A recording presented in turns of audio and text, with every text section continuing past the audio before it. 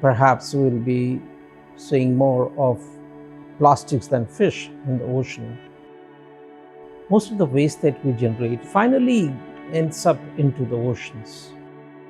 It does alter the behavior of the marine organisms and also contaminate the food chain. We find that microplastics is present, it has already contaminated, or its presence is felt in all kind of food. You have it in water, you have it in soil. It is also found in human body.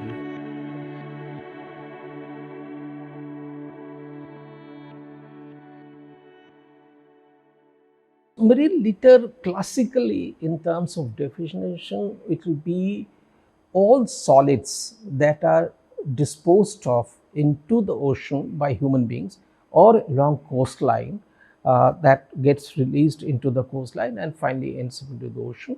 That would essentially be called as marine litter. And to the extent of it, even fishing lines and nets which are left behind will constitute as marine litter. So all solids will constitute as marine litter, whereas all other kinds of contaminants like sewage, sludge, solvents, heavy metals, chemicals that gets released into the environment will be called as marine pollution, will add to marine pollution. So litter, generally we define it as mostly solids, and it could be land based and it could be ocean based also, or sea based also. Like when marine tourism or sports activity or fishing activity happens, they release or they leave behind a lot of waste into the marine system. That would be classically told as marine litter. Most of the waste that we generate and most of the chemicals and liquid or solid waste that we generate finally ends up into the oceans. That's the biggest sink that we have for all the waste that we have generated and which has not been treated and disposed of, that finally lands up into the oceans. Most of the coastal areas are more predominantly become the hubs or hotspots for this kind of point source to marine pollution. And we have a large coastline in India. In the north part of India, which is not doesn't have a connection to the coastline, but we have rivers which originate in the Himalayas and the northern part of the country, and which transcend the country almost quite a long distance, and they carry a lot of human generated waste along its pathway, and finally it only goes into either the Arabian Sea or in the Bay of Bengal or Indian Ocean.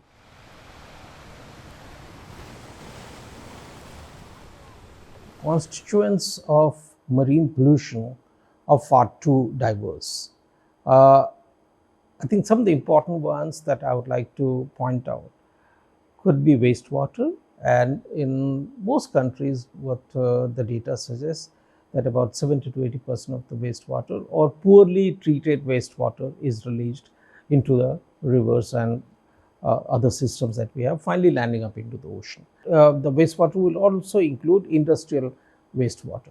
It would also include pesticides and insecticides which are used in agriculture purposes, and because the runoff of flooding, it again is washed off into the ocean. So insecticide, pesticides, chemicals, they all finally land up into the oceans. The other thing will be sewage and sludge and heavy metals. About 300 to 400 million tons globally is released into the oceans because of this. And then it is plastics, microplastics. These also add up to almost about 80% of the marine litter or marine pollution accounts for plastics essentially, and a large part of it also microplastic. Now, all these chemicals that I'm talking about are hazardous. They're known for their toxicity, even heavy metals. They're all known for their toxicity. And they are what could cause significant damage to the marine life as such. Like if I say that zooplanktons or photoplanktons, they would tend to consume a lot of microplastics because they mistake it as food. And they are again uptaken by higher organisms in the marine system, finally landing up into all the system that you have and biomagnifies in the food chain. And that's a serious problem because these chemical contaminants are known for their toxicity. The second impact of this is again on human health, because I'm now getting back to microplastics. We find that microplastics is present, it has already contaminated, or its presence is felt in all kind of food. You have it in water, you have it in soil, you have it in food, you have it in salt. It is also found in human body, in various kinds of organs that we have in human body. Almost each and every organ of human body today is known to have microplastics in it. There is a standard, but we have never implemented it well. There is also inadequacy of infrastructure in this country for dealing sewage, or the plants that we have, sewage treatment plants, is under capacity for every city, and that is why even the city that we live in, Delhi, we find the Yamuna water with highest amount of sludge and sewage in it. So yes, I think at the policy level, we need wastewater to be really looked at, industrial wastewater also to be looked at, and not only good enough to have a policy. It's important to ensure that it is implemented and the quality of water which is being discharged is really of, it meets the requirement. The second thing that I would like to see is how do we deal with waste? I think we have been trying to deal with waste for last 20 years now. 2000 we came up with the regulations on solid waste management, electronic waste, everything.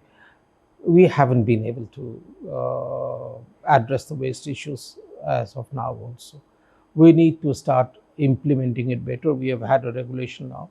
And the third one that I would like to sincerely suggest, that I think the total amount of plastic that we are using can be reduced.